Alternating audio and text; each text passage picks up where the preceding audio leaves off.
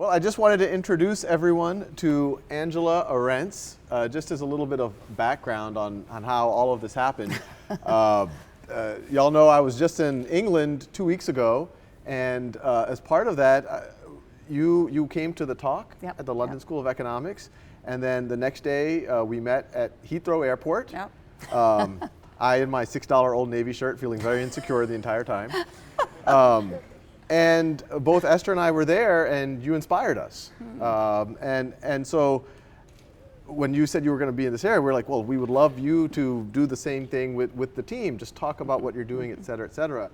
If you could talk a little bit about just how you, I mean, fashion, the world of fashion is this world that, I mean, it's not obvious to most people how does someone get into it, and especially get to the level that you've gotten. How did you start, and what kind of, at least at the early stages, allowed you to get here?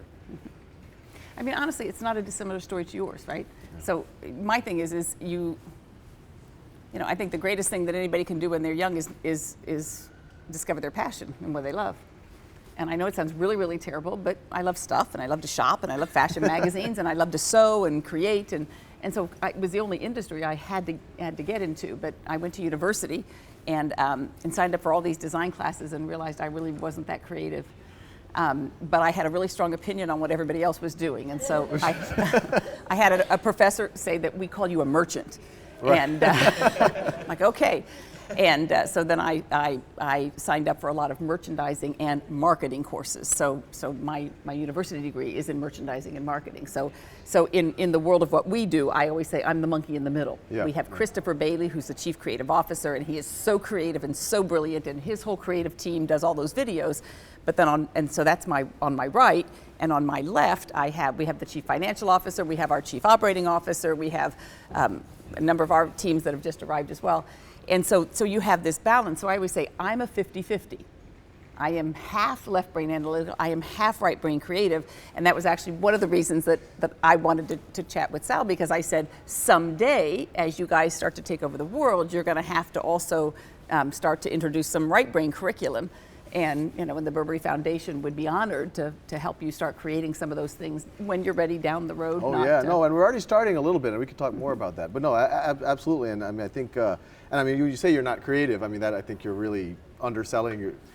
Yeah, design creative. But you obviously had a very strong aesthetic. You had a sense for what. Yeah. Again, I'm absolutely a merchant, and I will tell you the reason Christopher and I created the foundation is because we are both creative thinkers. Right.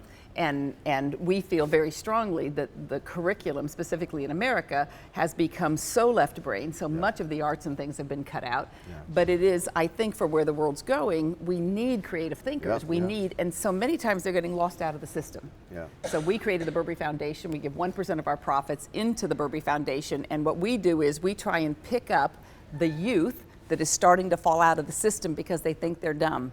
Right. Because they don't. So hopefully we can help turn them on to you guys to help them. But you know, if they're still just not left brain, but they're incredibly creative thinking. So we bring as many of them in as we can. We show them a whole nother world that companies like us need. Yeah. And that's kind of been our calling. Yeah, no, it's incredible. And I mean, you yourself, you know, you said, okay, I'll be a merchant. A professor tells you this. and you just go to New York, and then what? You're not even 30, and you're the president of Donna Karan? Is that right? Yeah. Yeah. How does that happen? And is that normal? Are there a lot of 20-somethings running major fashion houses in the world? Probably not, and probably not. And I will tell you, I'm really guilty because I'm not great talking about myself. I'm just not, because you know, I'm only as good always as the great teams that are around me, and no different than you guys. And so yes, I think what happens always is when you discover who you are, and you discover your passion, and then it's not work, it's your life, and so you just get into that zone, and so I was so fortunate that, you know, met the right people, things fell into place, absolutely worked my butt off because, you know, I was single, alone in New York, and why not? That's all I did was, so, you know, but I found my zone. I found, you know, was there a moment where, I mean, I just find, you know, if a member of my family says, hey, I'm going to go to New York and I'm going to go work in fashion, like, okay, I'll see if I can help support you at some point. Or I just, that's the left brain side of me. But I mean, how did you, break in, and then obviously left such a big mark with people that by the time you weren't even 30, you were president of a major fashion organization. But it's funny, I don't think of it any different than a great athlete or a musician or I think that what happens is this is all that I've ever done.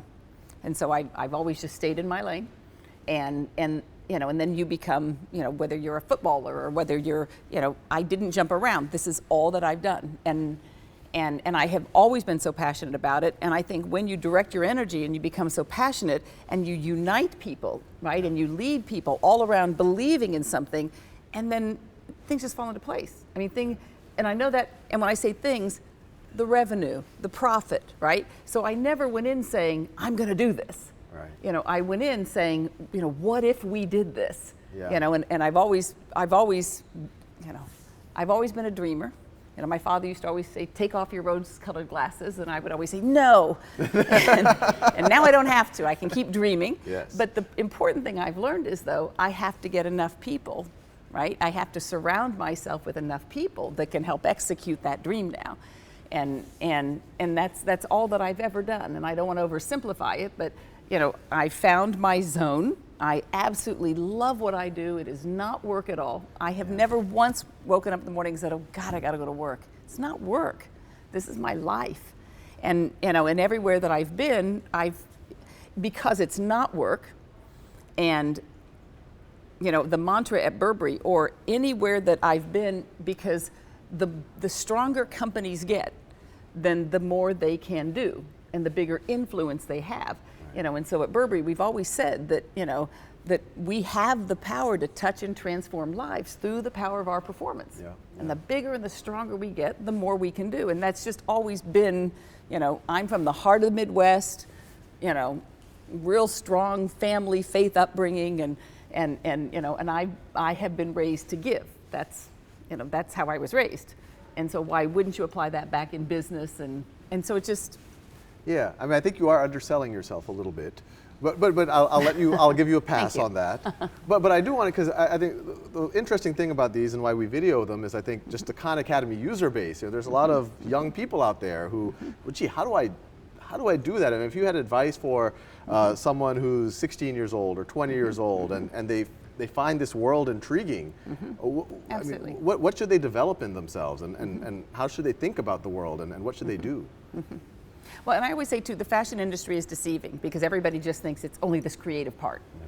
Where in a company like Burberry, there are 18 different departments that comprise the company. So we hire a lot of people from Silicon Valley. We have 130 people just in the IT department in the company. Yeah. Right? People don't realize that. So we need extreme right and we need extreme left. I think sometimes the fashion industry gets the short stick sometimes when they think, oh, it's just fashion. It's just, So in order to create, and here's my thing, I always say that what we're doing is we're creating a great brand and a great company, and we happen to be in the business of fashion. Right? We didn't set out to create a really great fashion. Yeah. We set out to create a great brand. And I say that because there's a part of me that says that is your mission as well. And so following on that, but I do want to think about, what in your mind what does a brand mean? I've heard multiple definitions of a brand, and how would you view Burberry's brand, and how would you view our brand in the same? They're very similar. Maybe. Exploring a line of overcoats. To me, a great brand, and here's my thing, think of yourself and when you interact with products, right? What coffee do you drink every morning? Or, you might walk into Starbucks, or you might walk into, but what do you might have Apple products, you might, right? So how do you feel about, and so you want to be a part of that brand, right? Because you're proud to be a part of that brand, because that brand makes you feel a certain way. And you trust that brand, and it's authentic, and it doesn't ever let you down, it exceeds your expectations, so you want to engage with it, right? And so those are all of the attributes of a great brand. Honesty, integrity, authenticity, quality, but always doing what you to have a great engagement or what's the word, great brand presence, there has to be a very trusting relationship with your constituency. And in that way, we are absolutely, because your users, they have to trust what you're telling them. I mean, and if you're wrong. Yes, happens every now and then. But yes. But it's so to me that it's a part of what a great brand is, and in Burberry's case, and that's how we measure it. But how do you think about these things? 2000, you joined Burberry in 2006. Mm-hmm. I guess in the previous 5 or 10 years, Burberry had kind of been rejuvenated. Mm-hmm. So if you could talk a little bit about that rejuvenation before you got there, mm-hmm. and then how, when you took over the job, and what do you tell yourself? Mm-hmm. How are you going to steer the ship? Mm-hmm. Mm-hmm. What I think happens, and again, we're 158 years old, and you guys are, right? But what you're building right now, so we had gone through a lot. Yeah. And so we got the whole management team together. You're starting out that way, but we got the team together and said, what is our core? What is our core product proposition, and what's our core purpose? And so we realized that 158, it was 150 years then, but 158 years ago now, we were born from a coat. We had our own weaving facility in the north of England. We had our own factory that produced all of those coats. But it's interesting, we were driving innovation everywhere else but in our core product. And when everyone talked about global warming, and they gave me all the reasons why we couldn't do that. Right. And it was kind of like, no. Every great brand, what would Starbucks be without coffee? I mean, every great brand has to have a core. Yeah. And I think people get bored with that. But as you grow bigger and bigger, what is your core product proposition? And don't ever lose it, and keep innovating that core, because people get bored really easy. But then also, what is your core purpose? And because I don't believe people just want to work. I think people all want deeper meaning in their lives. And it was hard for us. People don't just want to make stuff. People want to make stuff that has meaning and has a purpose. And so we created our core values, which are to protect, explore, and inspire. And we didn't come up with those. We took those out of a book that Thomas Burberry wrote 158 years ago when he was 21 years old and he founded the company. And we always say his spirit lives on, and it should, because it was his company, it was his vision. And he created that waterproof gabardine fabric to protect the military in the trenches. That's why he created the trench coat, et cetera. So we said that is our core. That's what he founded the company on. How do we make the trench coat the most cool, relevant, hip thing in the world? It's what we were born from. Nobody else can say that but us. And so to revitalize and transform the company, we simply went back to the basics. We went back and revitalized our core. And we took that category, which was about 22% of the business 7.5, 8 years ago. Today it's half of the business. And when you watch a runway show, nearly every item that goes down has some type of a trench coat or some type of, so the innovation that we've driven in that core, and that has single-handedly, Harvard Business Review did a great article on just that topic, revitalizing the core. And I mean, how do you decide on that? Is that just a gut instinct? I mean, or is there some data that you look at? Oh, we look at all the brands that have a core versus don't have a core. I mean, or is it just and on that, and then as you move and continue to innovate and get new products, I'm sure every day someone comes through, hey, we should have a line of whatever it might be. How do you decide how much of it is analytically driven and how much of it is gut or whatever else driven? It's a great question. It's a great question. So I'm going to answer it 3 ways. So one is, we always say that we are a creative thinking company, and everything we do is driven by intuition. And then we confuse ourselves with facts. But we always lead with intuition. And because we always say that we do value feeling over knowing, because if we only focused on knowing, we'd never move forward, because you can't prove something that hasn't been done before. So we are, and that is a part of being a creative thinking culture. And I forgot my other 2, because I told you there were 3. When you say you confuse yourself with facts, I mean, what does that mean? Does that mean that you feel, or collectively, not just you, the whole organization feels like something's the right direction. But what if someone says, hey, but look, everyone who's gone into this space before has failed, there's 800 players already in that market, they get zero margin on what they're doing, it's it's a commodity. Do you ignore that? Do you sometimes ignore that? Do you say, no, we still feel good about it, and you move ahead? So again, 7 years ago, came up with all the we call them hard strategies. Yeah. And those are all the ones that are very fact-based, right? So when we talked about retail-led growth, brought in a consultant company, I said, tell me every key market in the world where our peers have at least 2 stores and we have none, right? So, and then tell me their productivity per square foot. So we had a strategy, put all the hard metrics behind it, but the gut came, our instincts were, and we were 75% wholesale when I started. Today, we are 75% retail, our own stores, direct to consumer. Yeah. So our instincts said we had to go direct to consumer, we had to control the brand, the environment, everything. And so then again, brought in the firm, but we did that on every strategy, and they would reaffirm, et cetera. So then I put them in front of the board. Yeah. Very first, been in the company 6 months, strategies are done, everything's outlined, we know exactly where we're going. And at the very end, they told the board, and we said at that point in time, we would double the revenue and the profits in 5 years.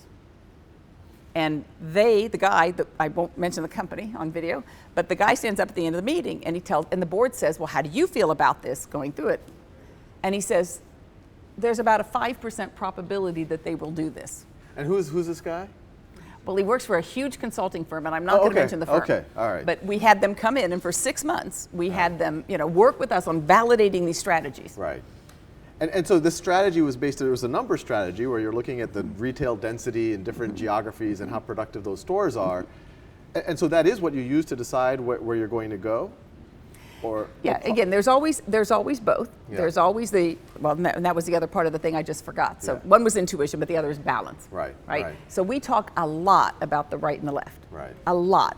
So when we had 5 hard strategies and we had 5 soft strategies. So the foundation was the soft strategy, the culture was the soft, all of the comp and ben, free lunch, the benefits, all of this stuff were all the soft strategies, and we said that these will enable those.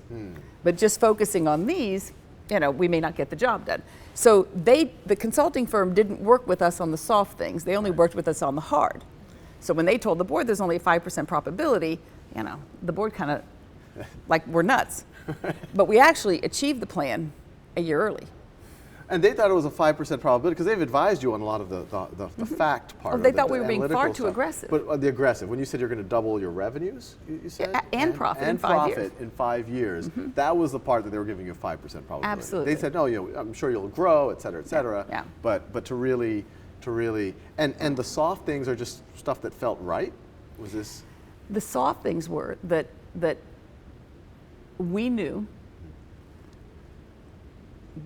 I knew that we would be as good as our people, and that we had to build a team, we had to unite and connect this culture, and they had to believe in the dream.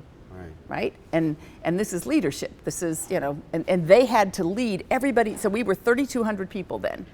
And some of them, we had people who'd been with us 30 years, 40 years, right?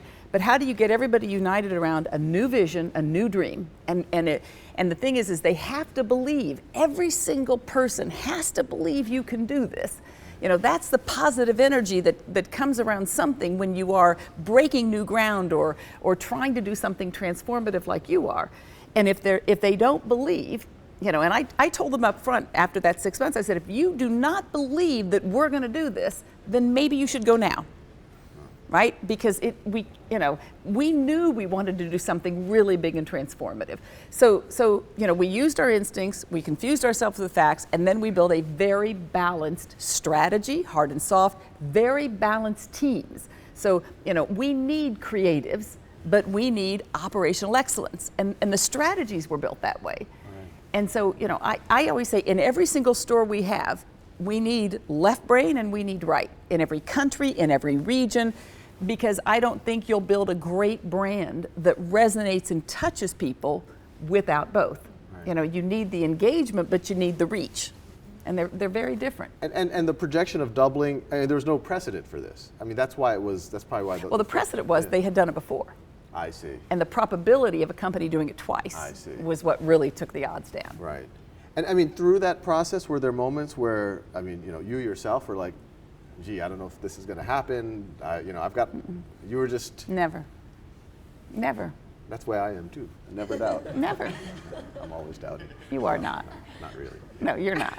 No, I think he's a bigger dreamer than I am. Maybe. We can compete. Yeah, but you have to. Because you are disrupting a sector that is so overdue to be disrupted. It is so overdue. And the next generation is in your hands, and they need you to do this. The country needs you to do what you're doing.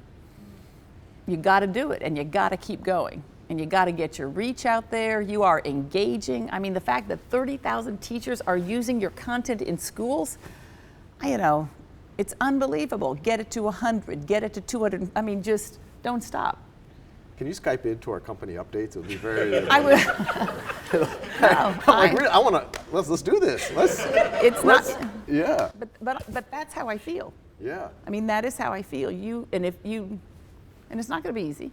Yeah. But don't stop. Yeah.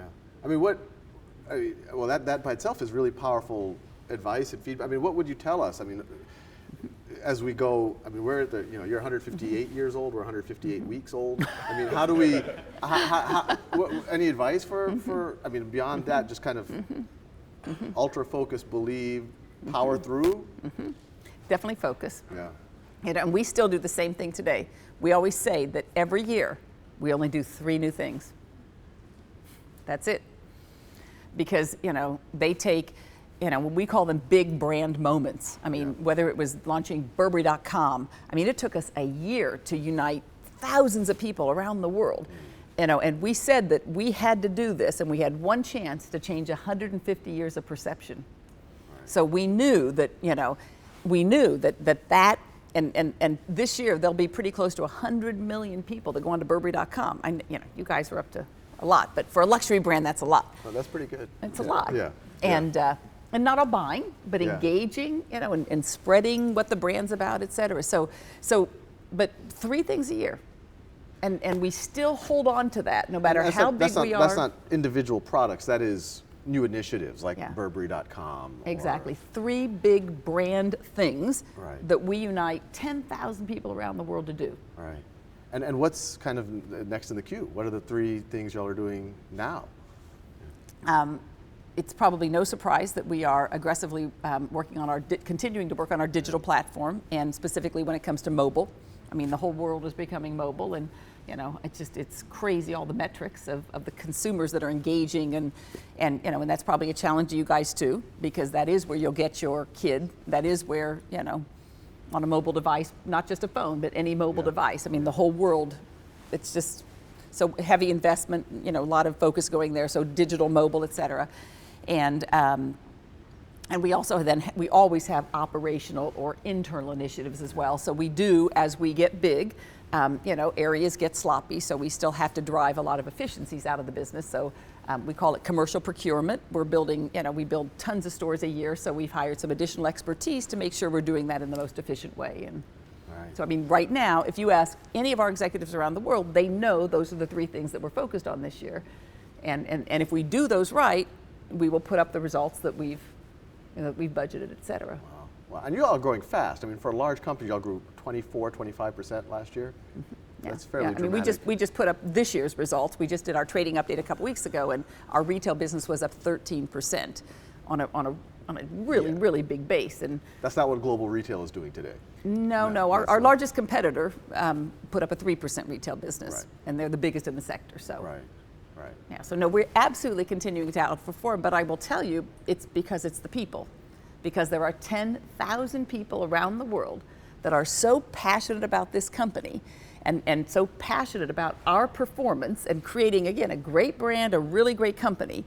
But they also know that every time we open a flagship store, because again, it's kind of shallow luxury retail, right? And that always bothered Christopher and I, because it's not where we came from, right? We love what we're doing, and that's why we've been focused on a great company. But every time we open a flagship store, we partner with a local institution. So in Chicago, we partnered with Hive, and we gifted them $1 million, and we created a program to help the youth in the Chicago area with our programs, Burberry Beyond, et cetera.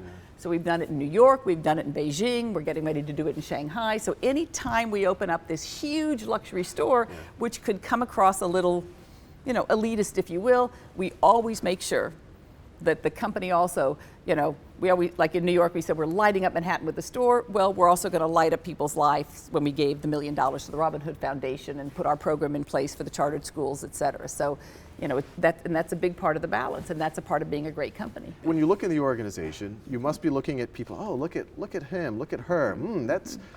She's got some potential, he's got some potential. Hey, that could be the next CEO. What are you looking at? What are the traits that you're seeing in those people that are really striking you as someone who might be able to one day step into your shoes? It's a great question. And we look at it honestly at all levels of the company. And I would even say probably less my shoes, right? Because that would mostly be a lot of my direct reports, et cetera. So I would tell you at every level of the company, and we hire for it as well. So sounds terrible, but we culturally compatible. Yeah. Right. We always say we don't want tissue rejection because it's tough to bring people into your culture. And tissue rejection, like and these skin grafting, or we just don't want that. So So people go through such rigor before we bring them into the company, and we always say, are they culturally compatible? Right. Do we trust them? Do we like them, obviously, but do we trust them? Do we believe them? Do they believe in our mission and what we're doing? Because we can't afford to make a mistake. So I would tell you, with anybody going to the next level, there is transparency, trust, our core values, all those soft things we talked about. When they reach a certain level, it's a given they're smart. It's a given they have high IQ, but we need high EQ. Right. And I always say that everybody in the company needs a little right and left brain, right? Two extremes, because then they don't feel. And we always say that we can teach people anything, but we can't teach them to care. We can't teach them to feel. And when you're in a human business and you're communicating like we're communicating, they have to be authentic. They have to, we have a leadership council, which is the next generation talent, and we spend hours just helping them understand who they are. Who are they? Right? Because then only if they really know who they are can they build very balanced teams around them. And it's a real self-reflective phase that they go through, but they will become better leaders, having peace and confidence with who they are, and to thyself be true. And so that is a part of our talent plan. And I always say, no different than me. I tell investors, you would be so surprised at every decision I don't make every day. But you can't. Right. I have to trust the people we brought in, and I have to give them very simple, clear messages. The 3 things we're going to do this year, right, and all the metrics behind it, and and uniting everyone. But it is trust, intuition, great communication, authenticity. People have to feel them, or they will never rise as a leader in the company. Right. And I mean, is it something that you think you can? I mean, you talk about personality fit and cultural fit. Do you trust them? But is there some way that you can screen for that balance of the whole brain? I read the whole book now, but fascinating. No? Very good book. Is there a way Did you that really read it? I did. I read it on a plane. It's a long flight. I gave him a copy of Daniel Pink's book. It's called The Whole Mind: Why Right-Brainers Will Rule the World. And one thing that I pointed out to you, because one thing that I did react to that book, it's funny because in that book they says, we don't need programmers anymore, we need inventors. I was like, well, what's a programmer? It's an inventor. It is fundamentally a right-brained activity. And so I actually am a strong, so when people say, Khan Academy STEM, I was like, STEM is, it should be a right-brained activity. In my mind, the learning to factor a polynomial or to do to do the basics of algorithmics, that's like a painter learning how to paint. But the real expression is when you actually create something. So I actually think we're more similar than I think so too. Than more people. But I think that's what you've unlocked. I think that's your unique brand positioning. Right. the creative, Yeah, you're taking what most people would take as a traditional left brain, and you're adding fun to it. You're adding energy to it, and you're making it. You're combining. You're making it more of a right left brain exercise, not just an analytical exercise. Yeah. No. And how are we doing on time? We have like 3 more minutes. Okay, 3 more minutes. So I will ask you again, because it was so inspiring, and the dopamine just started. We were talking about dopamine earlier today, and it got us all very excited.